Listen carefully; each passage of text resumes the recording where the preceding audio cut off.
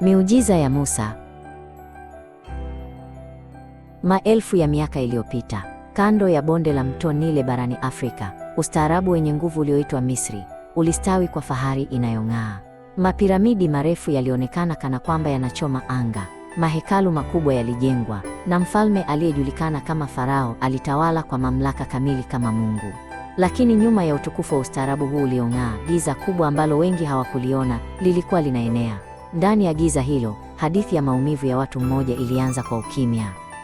Zamani sana, njaa kali iliikumba nchi ya Kanaani, na watu wa Israeli wakakimbilia Misri ili waokoke. Kwa mpango wa ajabu wa Mungu, Yosefu alikuwa amekuwa mtawala wa Misri na akawakaribisha. Mwanzoni, waliishi katika nchi hii yenye rutuba kama wageni wa heshima, wakapokelewa kwa moyo mkunjufu. Lakini kadiri muda ulivyopita, hali ilianza kubadilika polepole lakini kwa hakika. Nasaba mpya ilitokea Misri, ikitawaliwa na wafalme ambao hawakumjua Yosefu. Farao mpya aliwaangalia Waisraeli waliokuwa wakiongezeka na kuwa na nguvu kwa mashaka na hofu. Wazo kwamba wangeweza kujiunga na maadui wa Misri na kuhatarisha taifa lilienea katika ikulu. Hofu hiyo ikageuka haraka kuwa sera ya ukandamizaji mkali.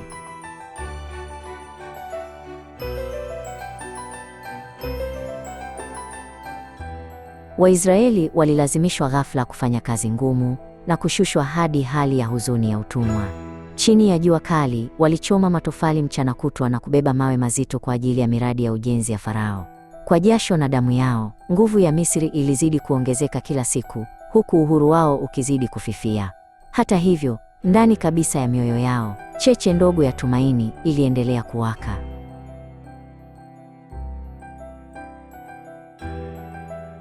Hata chini ya kazi za kikatili, idadi ya Waisraeli iliendelea kuongezeka. Akihisi tishio kubwa zaidi, Farao hatimaye alitoa amri ya kutisha ya kutupa kila mtoto wa kiume Mwebrania mchanga katika mto Nile. Hili lilikuwa jaribio la kikatili la kufuta kizazi kizima na kuharibu mustakabali wa jamii. Walijulikana kama Waebrania, yani watu waliovuka, watu wa Israeli waliounganishwa na Mungu kwa agano. Katika nyakati those za giza, mtoto wa kiume alizaliwa kwa wanandoa walioitwa Amram na Yokebedi miongoni mwa Waisraeli. Mtoto huyu angekuja kuwa Musa, kiongozi mkuu ambaye angewapeleka Israeli kwenye uhuru. Musa alikuwa na kaka mkubwa mwenye maneno mazuri, Haruni, na dada mwenye hekima na ujasiri, Miriam. Hata chini ya tishio la kifo, familia hii ilimwamini Mungu na kuamua kulinda maisha ya mtoto. Baada ya kumficha mtoto kwa miezi mitatu, Yokebedi hakuweza tena kumficha. Aliunda kwa uangalifu kikapu kidogo cha manyasi na kukifunga vizuri ili maji yasiingie. Kisha akamweka mtoto wake mpendwa ndani na kukiweka kikapu hicho kati ya manyasi ya mto Nile. Hili halikuwa tendo la kukata tamaa, bali lilikuwa chaguo la imani lililokabidhi maisha ya mtoto kikamilifu kwa Mungu.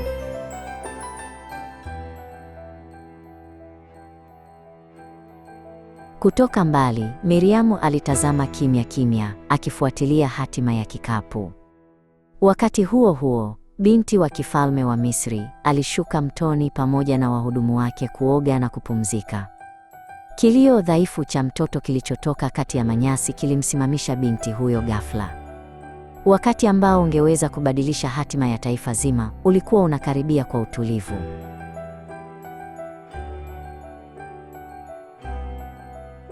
Binti wa kifalme alimkuta mtoto akilia ndani ya kikapu, na mara moja akatambua kuwa alikuwa mtoto wa Kiebrania.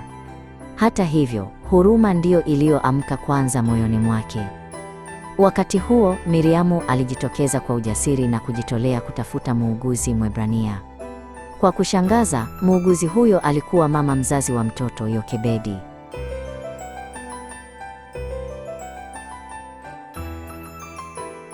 Baada ya mtoto kuachishwa kunyonya, binti wa kifalme alimchukua rasmi kama mwana wake.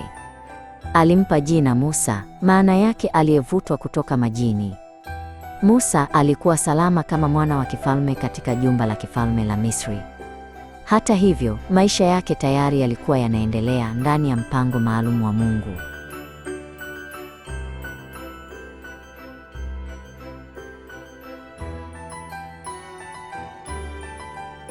Kama mwana wa kifalme, Musa alipata elimu bora zaidi katika maarifa, siasa na sanaa za kijeshi.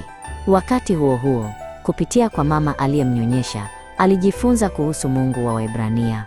Kati ya fahari ya maisha ya ikulu na mateso ya watu wake waliokandamizwa, mgongano mkubwa wa ndani ulikuwa moyoni mwake. Mgongano huo ukawa mbegu ambayo siku moja ingebadilisha mwelekeo wa maisha yake kabisa. Siku moja, Musa alimwona afisa wa Kimisri akimdhalilisha kwa ukatili mtumwa Mwebrania. Akiwa ameshindwa kuzuia hasira yake, alimuua Mmisri huyo na kuuficha mwili wake mchanga. Jambo hilo lilipofahamika, Farao alitaka kumuua Musa. Musa aliacha maisha ya ikulu na hadhi yake ya kifalme, akakimbilia nyika ya Midiani.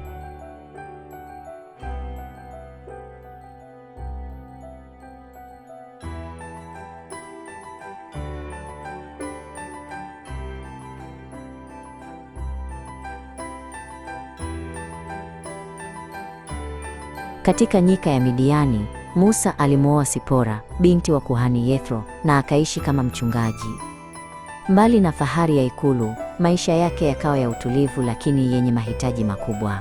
Musa alitumia miaka 40 mirefu nyikani, akitafakari maisha yake. Muda huu ulikuwa maandalizi ya Mungu, ukimwelekeza kwenye wito mpya.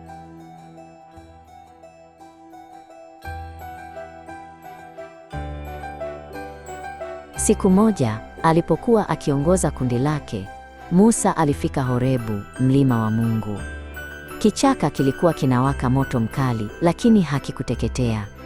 Kutoka katikati ya miali ya moto, Mungu mwenyewe alimwita Musa. Alipewa utume mtakatifu wa kuwaongoza Waisraeli walioteseka kutoka katika utumwa.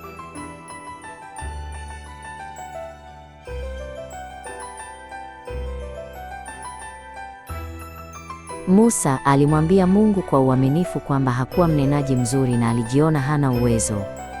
Ndipo Mungu akasema kwamba ndugu yake Haruni angeenda pamoja naye na kumsaidia. Musa alipokea maneno ya Mungu, naye Haruni aliyazungumza mbele ya watu. Kwa njia hii, ndugu hao wawili waliungana na kutekeleza pamoja utume waliopokea kutoka kwa Mungu.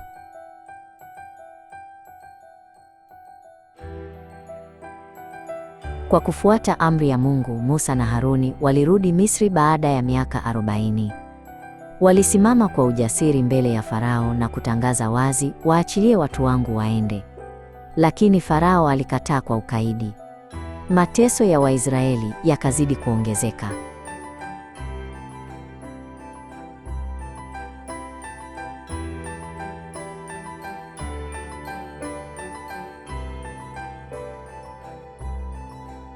Mungu alituma mapigo 10 juu ya Misri yote, moja baada ya jingine. Maji ya mto Nile yakageuka kuwa damu, na vyura, chawa na makundi ya nzi yakajaza nchi. Mifugo ilikufa, majipu yenye maumivu yakatokea, na mvua ya mawe pamoja na nzige zikaharibu mashamba na mazao. Hatimaye, baada ya giza kuu kufunika nchi, pigo la kutisha zaidi likaja, na kila mzaliwa wa kwanza akafa. Baada ya pigo la 10, Farao hatimaye aliwaruhusu Waebrania kuondoka Misri. Mchana, nguzo ya wingu iliwaongoza mbele yao, ikionyesha njia na kuwakinga na jua kali. Usiku, nguzo ya moto ilionekana, ikimulika njia katika nyika yenye giza. Huu ulikuwa uthibitisho wazi kwamba Mungu alikuwa pamoja nao daima, akiwaongoza binafsi katika safari yao.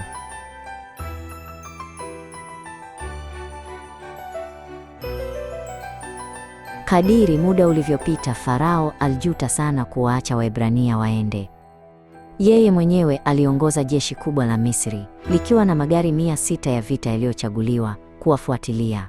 Kutoka mbali nyikani, makelele ya magurudumu ya magari na mbio za farasi yalizidi kukaribia. Hofu na wasiwasi vikaenea tena katika nyusa za Waebrania.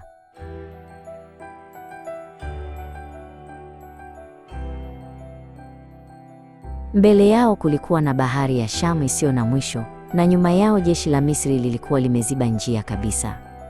Bila njia ya kukimbia, Waebrania walishikwa na hofu na kuanza kumlalamikia Musa. Wakitetemeka kwa hofu, walipiga kelele wakisema kwa nini waliletwa nyikani ili wafe. Katika wakati huo, matumaini yalipoonekana kuporomoka, jumuiya yote ilitikiswa na mashaka na kukata tamaa. Musa aliwapigia kelele watu akiwaambia wasiogope. Mungu alimwamuru kuinua fimbo yake na kunyoosha mkono wake kuelekea bahari. Usiku kucha, upepo mkali wa mashariki ulianza kuvuma. Maji ya bahari ya Shamu yakagawanyika kushoto na kulia, na njia isiyowezekana kwa nguvu za kibinadamu ikafunguka.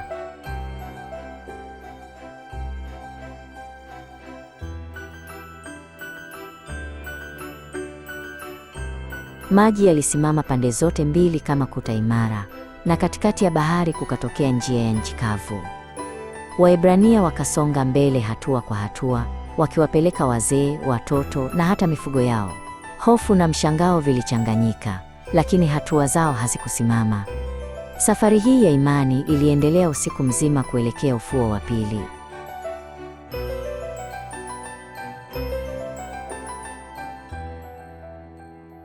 Jeshi la Misri halikusimama, bali liliwafuata ndani ya bahari iliyogawanyika. Magari na farasi vilikimbia kati ya maji, lakini vikazama kwenye tope, magurudumu yakatoka na machafuko yakazuka. Wakati huo, Musa aliponyosha tena mkono wake kwa amri ya Mungu, maji yakarudi mara moja. Magari na jeshi vilifunikwa kabisa, hakuna hata mmoja aliyenusurika, na msako ukaisha kabisa. Katika ufuo wa pili, Waebrania hatimaye walithibitisha uhuru wao kamili. Hawakuwa tena watumwa wa Misri, bali walikuwa taifa lililo katika agano na Mungu. Kadiri muda ulivyopita, jumuiya ilielekea katika nchi ya ahadi ya Kanaani na kujenga maisha mapya. Chini ya uongozi wa uaminifu wa Mungu, hofu ikatoweka na maisha mapya ya amani yakaanza.